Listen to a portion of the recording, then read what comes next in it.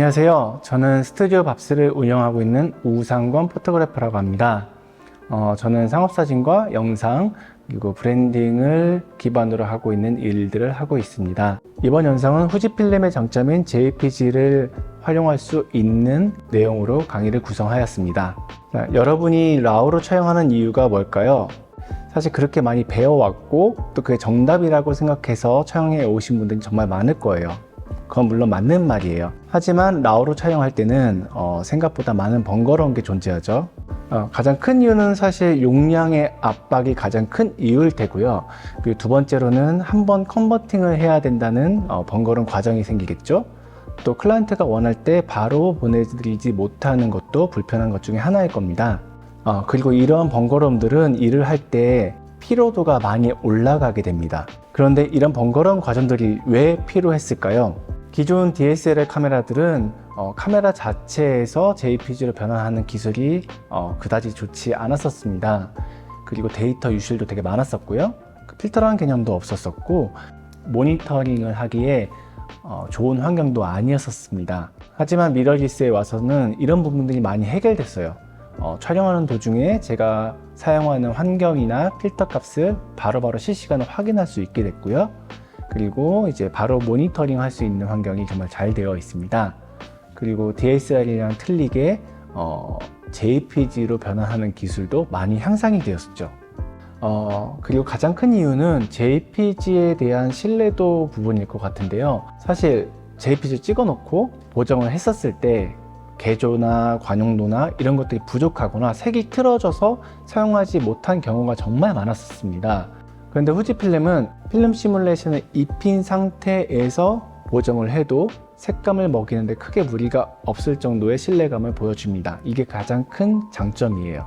제가 JPG를 활용해서 촬영하는데 가장 큰 장점은 세 가지 정도 나눌 수 있겠는데요. 하나는 시간, 두 번째는 용량, 그리고 가장 중요한 건 직관적인 부분인 것 같습니다. 조금 더 자세하게 설명을 해드리자고 한다면 시간 같은 경우는 이제 중간에 컨버팅을 한다던가 아니면 그 변화하는 과정이 줄어들기 때문에 클라이언트한테 바로 보낼 수도 있고요. 그 부분에 대해서 시간이 많이 단축이 될 것 같고요. 아시다시피 로우는 용량이 엄청 크죠. JPG는 그거의 한 3분의 1, 4분의 1밖에 되지 않습니다. 그래서 조금 더 용량적인 이득이 있을 거고요.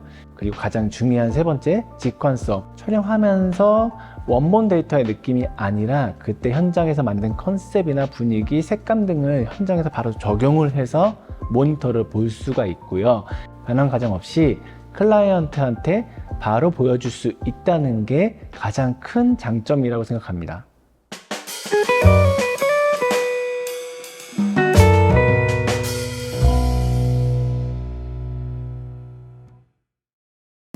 네, 첫 번째로는 장노츠 리덕션 그리고 노이즈 디렉션 오프입니다. 사진 촬영을 하다 보면 특수한 효과를 내기 위해서 장노출을 할 경우가 있습니다. 그리고 어두운 환경에서도 찍었을 경우에 자동으로 노이즈를 디렉션 해주는 기능인데요. 자, 이럴 경우에는 개조가 뭉개지는 효과가 있을 수도 있기 때문에요. 웬만하면 오프를 하는 것을 추천해 드립니다. 두 번째로는 선명도 오프입니다. 후지 카메라는 샤프니스와 선명도가 두 가지가 있습니다. 샤프니스는 상관이 없는데요. 선명도 같은 경우는 후반 작업으로 한 번 더 선명하게 해주는 효과가 있어요. 일반적으로 웹사이즈나 개인적인 용도는 상관이 없습니다만 상업적으로 사용할 때는 선명도가 너무 셀 경우 라인 같은 부분에 계단 현상이 일어나기 때문에 웬만하면은 오프를 해주시는 것을 추천드려요. 세 번째는 DR 부분과 D레인지 우선을 오프하는 것입니다. DR은 정말로 훌륭한 기능인데요. 아무래도 인위적으로 화이트를 눌러주는 기능이다 보니까 순간광이나 밝은 환경에서는 오히려 역효과가 날 경우가 있어요. 그래서 최대한 DR은 100으로 맞춰주고 있습니다. 같은 의미로 D레인지 역시 오프로 해놓는데요. D레인지 같은 경우는 인위적으로 HDR처럼 환경을 조성해 주는 거기 때문에 여러 가지 메뉴들을 오토로 바꿔주는 성향이 있습니다. 그러면 제가 의도한 것처럼 나오지 않는 경우가 있겠죠. 그렇기 때문에 오프를 해주고 있습니다. 단 야외 촬영을 하거나 급박한 환경에서, 그리고 편차가 심한 환경에서는 라우처럼 화이트를 다시 살릴 수 있는 상황이 아니기 때문에 그때는 예외로 D레인지나 혹은 DR을 높여주는 것도 추천드립니다. 네 번째, ISO의 확장 감도는 사용하지 않는 것을 추천드립니다. 후지필름은 크롭바디 기준 160 이하, 그리고 중형 기준으로는 100 이하일 경우 확장 감도가 적용이 되는데요. 이유는 확실히 모르겠습니다만 확장 감도로 촬영했을 경우에 화이트 부분에 개조가 뭉개지거나 푸른색 빛이 들어가는 경우가 있기 때문에 저는 확장 감도는 사용하지 않고 있습니다. 다섯 번째, 스킨 보정 오프. 사실 후지 카메라의 스킨 보정은 생각보다 되게 효과가 좋습니다. 저 같은 경우는 이제 피부가 안 좋은 경우 중간 정도로 쓰고 있는데요. 다만 상업사진을 찍을 때는 아무래도 이 부분이 역효과가 날 경우가 있어요. 피부를 밀다 보니까 코 부분이나 턱 라인 같이 라인 부분이 뭉개지는 경우가 있습니다. 그리고 과도할 경우에는 피부가 뭉개져서 고무 같은 느낌이 날 수도 있습니다. 또한 의상이라던가 음식 같은 경우에는 주황색이나 붉은색 계열을 뭉개기 때문에 텍스처가 죽어버리는 효과가 있어요. 그렇기 때문에 스킨을 오프하는 것이 가장 추천드립니다. 화이트 밸런스. 아무래도 화이트 밸런스가 생각보다 중요한데요. JPG 촬영 시 가장 후보적으로 잡기 힘든 것 중에 하나가 화이트 밸런스입니다. 그래서 저 같은 경우는 현장에서 화이트 밸런스 고정해 놓거나 제가 원하는 느낌으로 세팅을 한 후에 촬영을 꼭 들어가는 편입니다.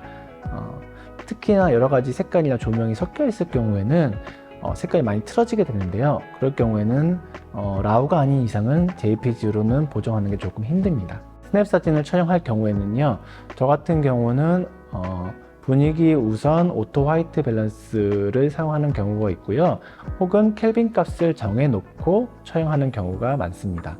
톤 곡선 조정, 이 부분은 어떻게 활용하는지 모르시는 분들이 많이 계신데요.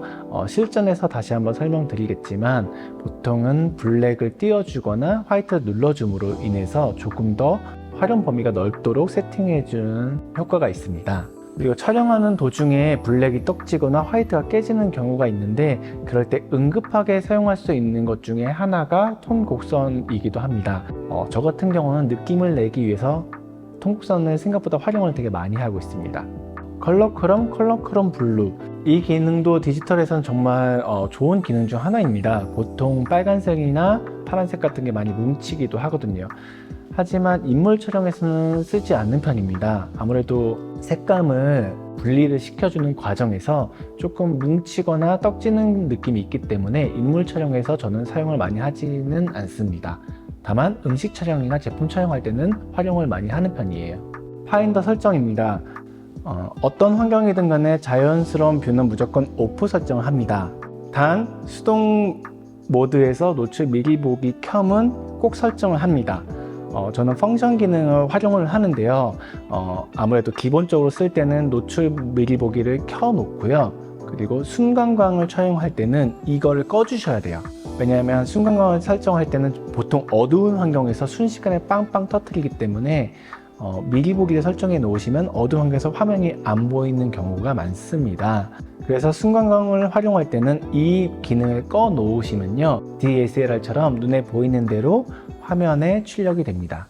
측광, 측광 같은 경우는 현장 혹은 스냅 사진 촬영할 때 많이 설정을 해 놓습니다. 역광이나 의상에 따라서 노출이 튈 경우에 스폿이나 중안부로 세팅을 해 놓으시면 조금 더 안정적인 노출을 확보하실 수 있게 됩니다. 지금까지는 안정적인 촬영을 위해서 기본적인 세팅하는 방법을 알려드렸습니다. 저 같은 경우는 제가 원하는 느낌이나 효과를 내기 위해서 사실 기본에서 벗어난 세팅을 많이 하는 경우도 있습니다. 하지만 기본을 알고 나서 활용하시는 것과 모르고 활용하시는 부분에 대해서는 가장 큰 부분이 있을 것 같습니다. 제가 말씀드린 가이드는 가이드 라인일 뿐이고요. 조금 더 활용을 잘 하실 수 있고 좀 더 크리에이티브한 느낌을 내고 싶다면 이 부분을 무시하고 가셔도 크게 상관은 없을 거라고 생각합니다. 자, 다음 시간엔 이 부분을 활용해서 실전에서 어떻게 활용하는지, 어떻게 응용하는지를 보여드리도록 하겠습니다. 다음 강의에서 뵙겠습니다.